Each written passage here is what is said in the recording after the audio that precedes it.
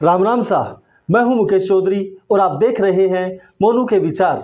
भारत किसी को छेड़ता नहीं और भारत को कोई छेड़ता है तो फिर छोड़ता नहीं। यही हाल मालदीव का हो रहा है।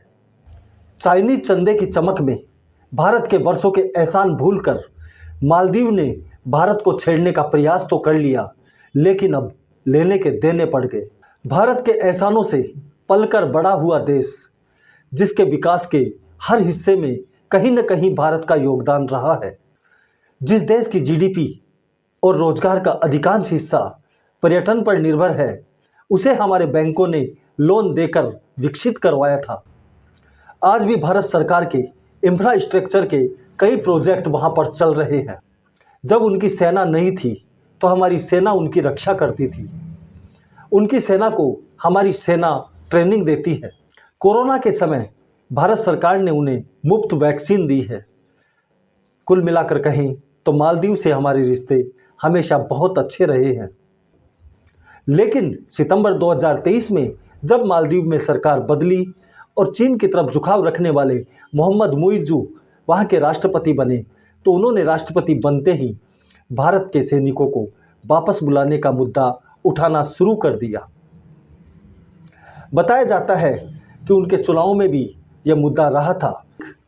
इसके अलावा भारत और मालदीव के बीच 100 से अधिक द्विपक्षीय समझौतों की समीक्षा करने की बात कहने लगे। मोहम्मद मुइज्जू ने दिसंबर 2023 में भारत से जल समझौता भी समाप्त कर दिया था। बरसों से मालदीव के राष्ट्रपति अपनी पहली विजिट भारत की किया करते थे, लेकिन मोहम्मद मुइज्जू ने इस रिवाज को भी खत्म कर दिया था और अपनी पहली विजिट टर्की की और दूसरी विजिट का कार्यक्रम चीन का बनाया। 4 जनवरी 2024 को जब भारत के प्रधानमंत्री नरेंद्र मोदी की लक्षद्वीप के तट पर घूमते हुए फोटो और वीडियो वायरल हुई, तो मालदीव के 3 मंत्रियों ने भारत के प्रधानमंत्री नरेंद्र मोदी, भारत और भारतीयों पर अशोभनीय टिप्पणियां कर दी। सोशल मीडिया पर की गई इन टिप्पणियों का जवाब भारतीयों ने बाइकॉट मालदीव ट्रेंड चला कर दिया। बड़े बड़े सेलिब्रिटी, फिल्म स्टार और खिलाड़ियों ने भी इस पर अपनी प्रतिक्रिया दी। हर कोई लक्षद्वीप को पर्यटन स्थल के रूप में प्रमोट करने की बातें करने लगा। जिन भारतीयों ने मालदीव ट्रिप पर बुकिंग कर रखी थी, वो अपनी बुकिंगें कैंसिल करने लगे। मालदीव की अर्थव्यवस्था में भारत का बड़ा योगदान है। कई चीज़ों पर तो वो पूरी तरह भारत पर ही निर्भर है। श्रीलंका और पाकिस्तान के बाद मालदीव तीसरा भारत का पड़ोसी देश है जो चीन के चंगुल में फंस गया है। श्रीलंका और पाकिस्तान की तरह इसका भी अब आर्थिक रूप से बर्बाद होना तय है। मालदीव की इकोनॉमी पर्यटन पर निर्भर है। ऐसे में अगर भारत ने मुंह फेरा तो इसे आर्थिक रूप पर बड़ा नुकसान उठाना पड़ेगा। इधर भारत सरकार ने मालदीव के राजदूत को तलब किया, उधर मालदीव सरकार हरकत में आई और अपने मंत्रियों के बयान से खुद को अलग कर लिया।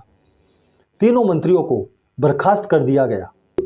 वहीं मालदीव एसोसिएशन ऑफ टूरिज्म को भी होश आया और उन्होंने बयान जारी किया कि ऐसी अपमानजनक टिप्पणियों की हम कड़ी निंदा करते हैं।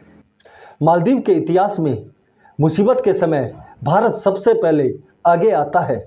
हम सरकार के साथ साथ भारत के लोगों द्वारा हमारे साथ बनाए गए घनिष्ठ संबंधों के लिए आभारी हैं। वहीं मालदीव का विपक्षी दल राष्ट्रपति मोहम्मद मुइज्जू के खिलाफ अविश्वास लाने की तैयारी कर रहा है।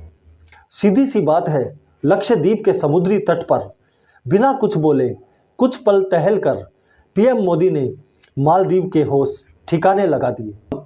वोकल फॉर लोकल प्रधानमंत्री मोदी का पहले से ही मंत्र है। यकीन मानिए 1 साल के अंदर लक्षद्वीप के विकास में नए पंख लगने वाले हैं। इस पर अपने विचार कमेंट करके बताएं। वीडियो को लाइक और चैनल को सब्सक्राइब करना न भूलें। धन्यवाद। जय हिंद, जय भारत।